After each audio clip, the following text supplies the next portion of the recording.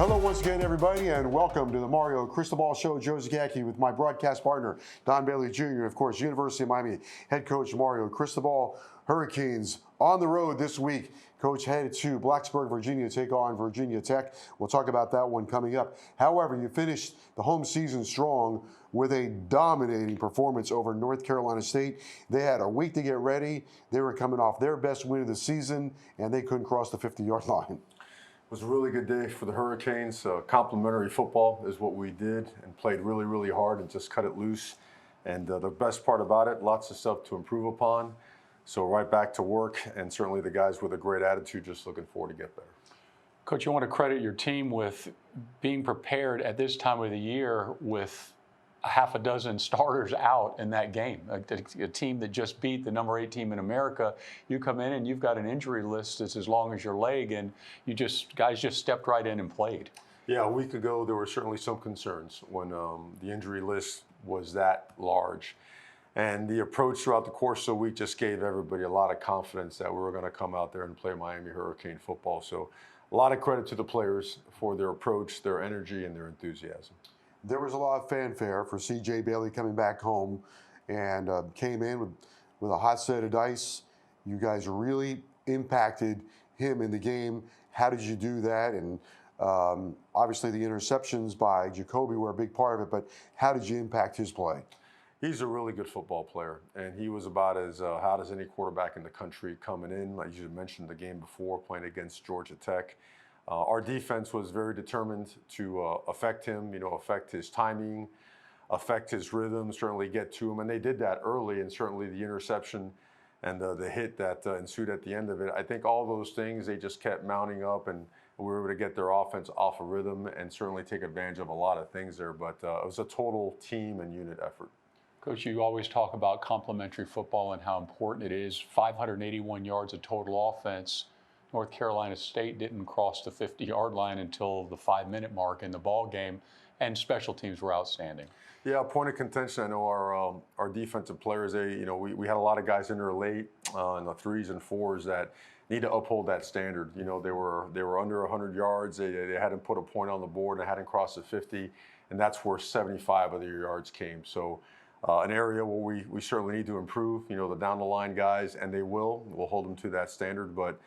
Hats off to Coach Heatherman, the assistant coaches, but also the most important part, the players, for coming out and playing with a level of physicality and violence and communicating at a level that certainly it gets us excited. There's more meat on the bone there. Jacoby had the 2 interceptions. Obviously, the pick 6 and the collision in the end zone energized everybody. Can we discuss not only his impact on Saturday's game against North Carolina State, but what he has meant to your team overall?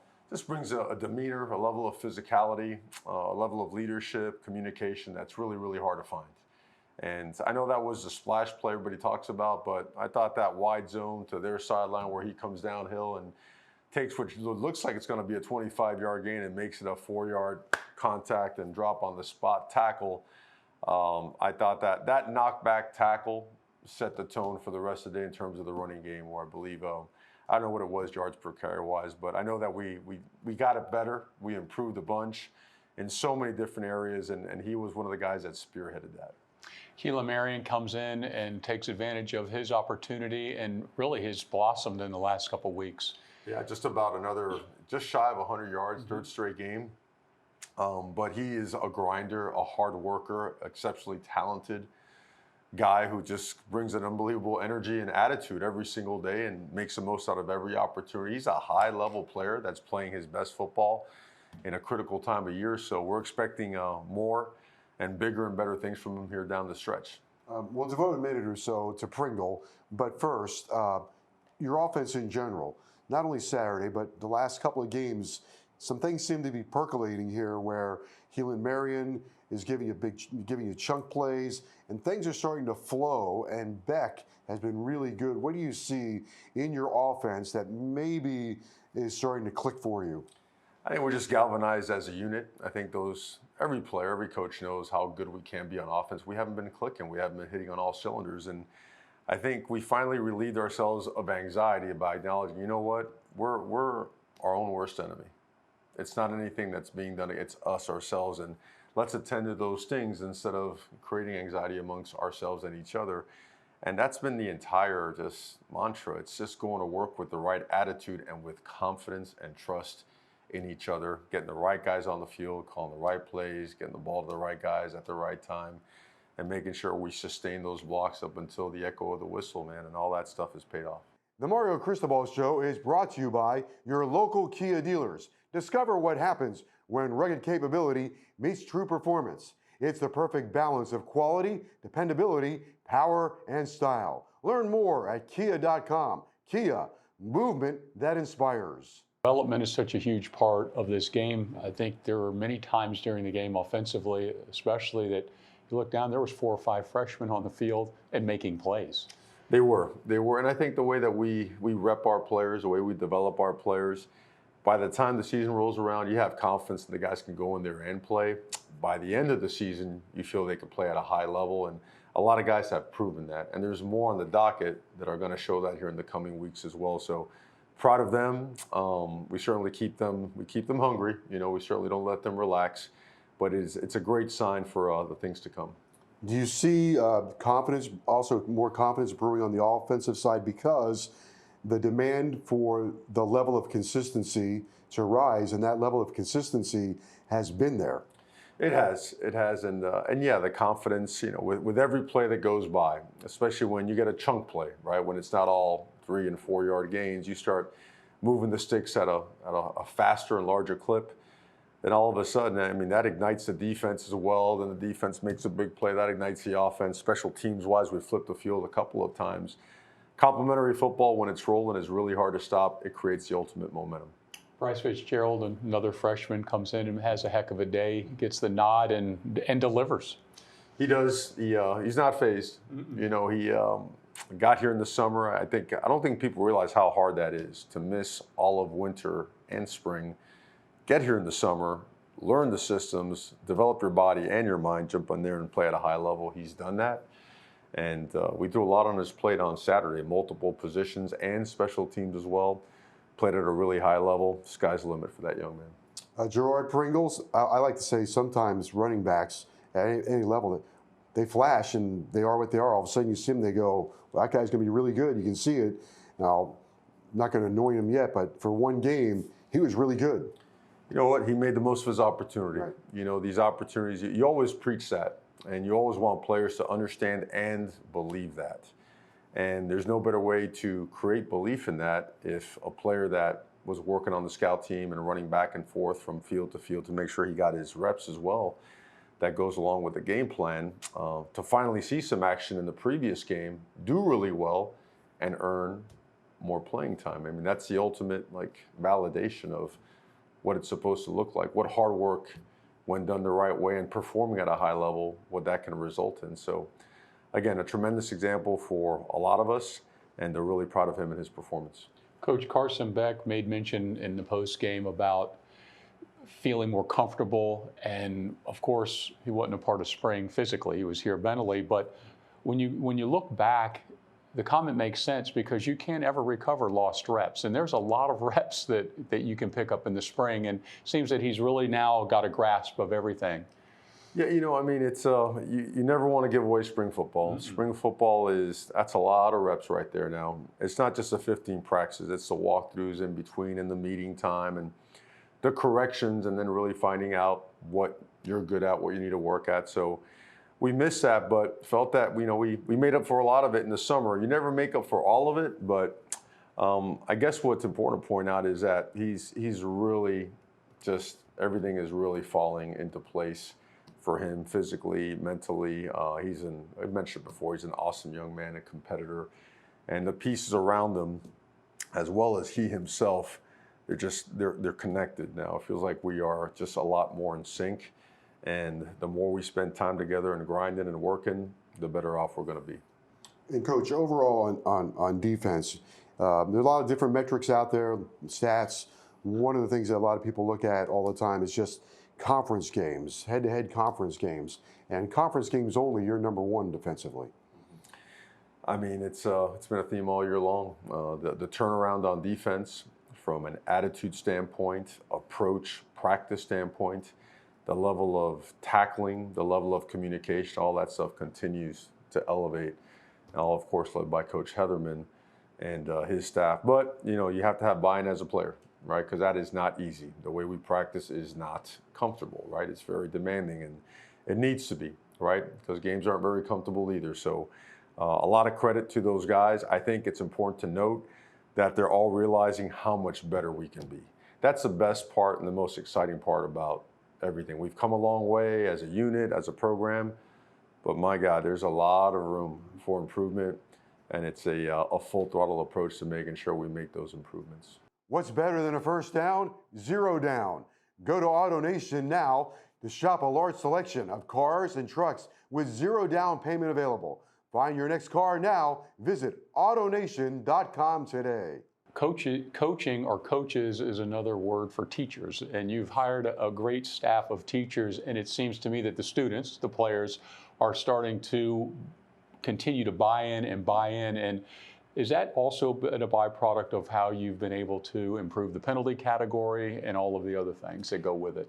Yeah, I mean, it's, you know, the mother of all learning is a repetition, right? And as coaches, we are teachers. You know, we had great coaches. We talk about our coaches all the time, and it's a reason that we coach. And you just keep repping, man, and you get on it and you stay on it until it becomes second nature, you know, truly a learned behavior, one that someone can master a technique, not just know what to do, just have full ownership in that what we're doing, what the guy beside me is doing, what the guy across the ball from me is doing, you know, and that's what you strive for, what to do, how to do it, why we're doing it that way. And when your players can fully understand, own that, regurgitate that, that's when the game of football slows down for you, and that's when you really start playing at your highest level. So we're getting a lot of ground towards that. It's really contagious, and it's an exciting time around here, man. We again, the attitude coming in this building is absolutely awesome. So it makes it a lot of fun. Okay, Coach, thank you very much. Time for this week's High Performance Moment presented by Kia. And what a moment this is. We had several looks at this one, Don. Yeah, we do, Joe. And listen, it starts with pressure on the quarterback. C.J. Bailey feeling the heat, throws the pick to Jacoby Thomas, and wait a second now, he points to him and lets him know, I'm coming right at you, and I'm going to run you over. Jacoby was ready for this one, and Miami wanted to make Bailey feel the pressure early in the game, and this was a game-changing play. It really was, Joe. It just started the avalanche for Miami and how much pressure they put on the defense, but I like the way Thomas finished it, but more importantly, they were pressuring the quarterback throughout the entire day, and this is some of the residual effects. He says, hey, come on over him. That's my favorite play of the year. Jacoby Thomas earned this week's High Performance Moment presented by Kia. The excitement continues on Saturday as the Hurricanes take on Virginia Tech at Lane Stadium. 12 o'clock kickoff for the old Big East rivals, now rivals inside the ACC. You're very familiar with this rivalry and Lane Stadium. Real challenge to play there. But Virginia Tech has had an up and down season. They lost their coach early in the season. Phil Montgomery is their interim coach, former head coach at Tulsa, and at the very least, you can say that the kids that stayed in there are playing hard for him. Well, I mean, it's the DNA of the program. I mean, that is one of the better programs in the country for a long, long time. Tremendous DNA. They're always going to play hard. They have great athletes, great football players. They have a great staff in place, even despite losing their head coach. And it shows on tape. They play really, really hard. They get downhill in the run game, one of the top rushing offenses in the entire country. Physical offensive line, playmakers outside. In the trenches in general, their defensive line is extremely physical. Their front seven is really, really physical and violent. And they got playmakers on the back end. So they are not short on guys that can get it done. Their scheme is very challenging. Their quarterback is one of the better players we've always felt in the conference in the country. So we're looking forward to this challenge and opportunity. Coach, let's go to the quarterback for a moment. I mean, a year ago, Miami played them here at Hard Rock Stadium, and it was a hard-fought battle, but he's a young man that really makes that thing happen for them on offense. No doubt, no doubt. Just a live arm, can make every throw. There's nothing that he really can't do back there. Has complete command of the offense.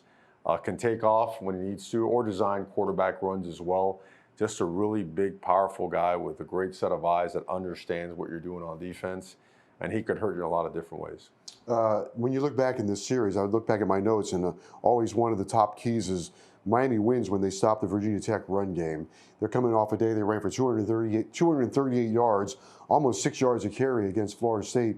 What is it that makes their run game so special, and how do you slow it down? They make you defend all 11 guys. You know, you have to defend the quarterback run as well, and up front, they do a great job scheming you up. You know, it's not just running tight zone, split zone. I mean, they have it all. They'll read every part of your defense and have something off of it, an RPO off of it, a read key off of it, and they'll run it in the form of power or counter, split wide, split tight zone, duo, you name it, they got it. And they run it really, really well. And then schematically, they'll add their wrinkles to it. They'll full block the backside of a wide zone to try to open up those A gaps and create some cutback lanes for you. They finish their blocks really, really well. The tight ends are very active in the run game. Receivers take a lot of pride in blocking people downfield. And their running backs, they're 215 and 220-pound guys that great contact, balance, and power. They run through people. They run around people. They make people miss. There's as big of a challenge as we'll face all year in the run game. And their defense is holding true to the Virginia Tech tradition, 100% effort on every single play, but they do a nice job bouncing between a 3- and 4-man front. They do, and that's always difficult, right? You have to re-ID stuff, they stem to stuff, really large and powerful at the field defensive end spot. I mean, it's almost like having a 3-technique body and playing a position like, you know, a field end body type. And just collapsing pockets. They do a great job in the twist game as well when they're playing certain coverages. They disguise their coverages really well. They create a lot of issues for quarterbacks. So a great opportunity for our offensive line. Sidebar note is offensively, they didn't punt last week against Florida State. In fact, there were no punts in the game last week. When you look at the history of their defense, they also have always had really good corners and safeties, and it's always been can you complete the passes down the field against their tight coverage, kind of a I dare you defense. What do you see in their secondary? The same. I mean, that DNA is always going to be there, no matter who's coaching or whatnot. They just a long history of great football being played there with an unbelievable support from the community and the university as well. So we know where we're going. We're going to a place that is very tough to play at, a crowd that's going to be all the way in there involved against a team that has a lot of talent in another conference game. So our guys are excited.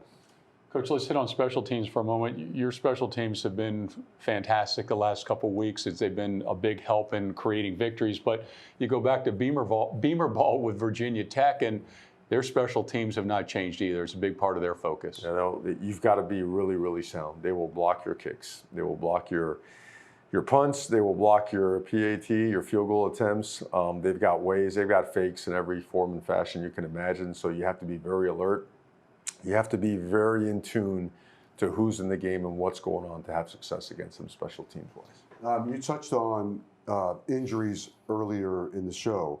But as you look at your team, that did allow certain guys to get in there and play. You had the play-through injuries, basically what I'm saying, which I think kind of went off the radar about how many guys you were without. Perhaps you're going to get some guys back.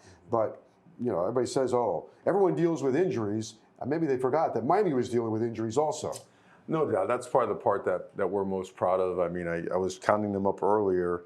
I mean, between Fletcher, Daniels, Keontae, David Blay, OJ, that's just 5 right there, right? And then Moten was back in a limited fashion. West was back in a limited fashion. I mean, you start talking about 7 big-time starters for you, it's a lot of players. It's 1/3 of your starting crew right there. Well, I mean, we talked about Pringle. You go back to that. You were down enough that you started a true freshman running back, and he gained 116 yards. Well, that was part of it. The other part, he earned it. Right. He worked his butt off. He performed at a high level when he got his chance last week, and he earned that start. Coach, the value of playing time. We talk about the fourth quarter or the 9-minute point. Emory Williams got in. It's important for him to log minutes, and everybody else that got in at that time. It just pays huge dividends for now and down the road. Yeah, as long as there's time on that scoreboard, we're going to play ball, and we're just going to play regular ball. We're not trying to let the time just wither away. We want to see our guys play. You only have a certain amount of snaps, and the only way to get good at playing football is by playing football, or the best way I should say is by just playing, letting the guys play. So we got a lot of guys in, and we called our schemes against, again, a team that has a lot of really good players, and they got to see different fronts, do it against different body types, different players. It was a great opportunity, and we had opportunities to score, and we came up short. So plenty to correct, plenty to get on with those guys to improve upon. All that is just ultra valuable. UHealth is accelerating access to world-class care. With a new facility now open in Doral, UHealth Seoul Miami Medical Center opening in North Miami. The University of Miami Health System is redefining the future of healthcare across South Florida. As the region's only academic-based health system, UHealth brings top specialists, advanced research, and cutting-edge treatments directly to the communities it serves. Visit umiamihealth.org to learn more. A couple of big picture items to talk about. One would be you're coming down the home stretch here, and this is when you want to play your best football. We have a big game on Saturday coming up, but it appears, based on the last couple of weeks, that you are trending toward playing your best football with even better football still to come.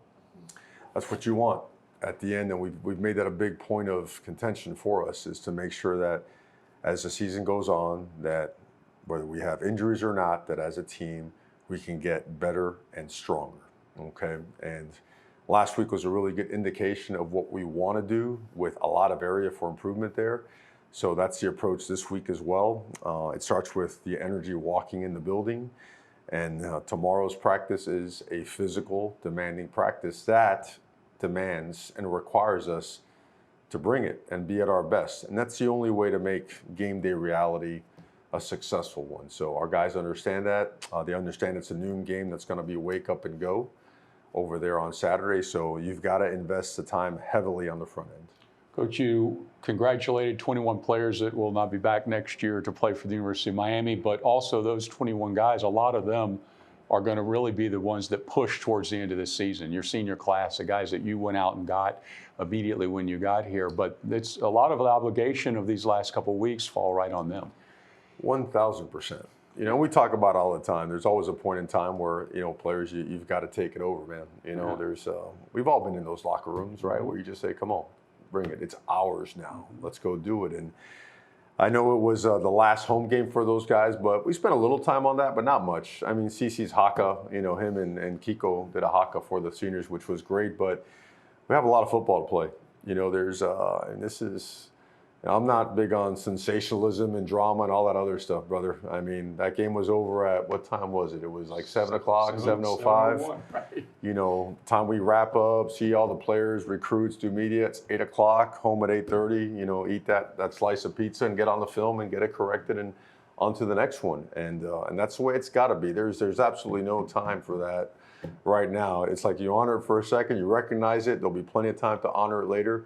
We got a big time game to play on Saturday, and our focus has to be completely on that. When you, at this point of the season, health is always a big part of it, but and part of the reason you stay healthy is because you're able to alter practices. How does that work at this time of the year? I mean, you know, when we go into fall camp, it's, you know, it's old school, and you still carry some of those aspects throughout the course of the year. You just have to taper some of it, because if not, you'll be a mash unit by the end of the year. So you never abandon all the principles and values. You certainly never abandon your indie periods, because you technically and fundamentally, you need to get better as the year goes on. Some of it you have to coach on the run and in between drills and in between some of the special team stuff. But you, like, periodically, I would say every 3 to 4 weeks, you try to shave a certain part of practice and see how your internals measure up, you know, from a sports science standpoint, right? What those numbers are saying about your players and their ability to recover, to be at their very best come Saturday, because Sunday, Monday, Tuesday, you shouldn't look good. You should be tired. You should be exhausted. One thing I noticed in the game is your offensive line were finishing their blocks. A lot of those guys were not downfield, but way downfield. They were hustling, and that proves conditioning as well. I mean, you cannot train soft and expect to play hard. That's the bottom line, right? And then the other side is, it's easy to be tough with somebody else's body, right? You have to find exactly where that line is, and it's not fuzzy, it's clear. You know, You have to do the work. There's no sidestepping it unless you want to be a team that's not physical. And then you got to be smart with your players and for your players, both now and also taking their future into consideration, because that's going to be demanded of them as well. These scouts that are here every single day, they don't want, they don't want to play freeze tag on Sundays in the NFL. They want to play live ball, so they know that players that come from this program are going to be exposed to the right type of physicality and violence as it relates to the game. And there's 17 games in that league. There's 17, and there's a lot of games in this league now as That's well. right. So it I think it marries up really, really well with the current goals and then their future opportunities. Last thing for you, you played great the last 2 weeks, kind of playing right where you want to be playing the way you want to play. A lot of talk about what happens at the finish line and all that, but what's your message to your team to focus in on just this coming game on Saturday? Oh, a couple weeks ago, we made a decision. We want to put together the best month of November in the history of our program, and but by doing it one game at a time. That's the only way to get the best out of us. And the other two are in the rearview mirror. Now we're on our third opportunity, and the focus is just that. We know we're going up to a tough place to play. We know that their team, every team we play on Saturday, has really good players and coaches. We're excited to play. We're excited to get better. We see so many opportunities where we can improve our team, improve our level of play, and it's on us to do so. And it's all about the way that we prepare and all about our mentality, the way we get on that plane and show up on that field on Saturday. Okay, Coach, thank you very much. Really appreciate it. Thank you very much. Go Canes. Okay, it's the Hurricanes in Virginia Tech Saturday at noon. For Don Bailey Jr. and head coach Mario Cristobal, I'm Joe Zagacki. We'll see you next week on the Mario Cristobal Show.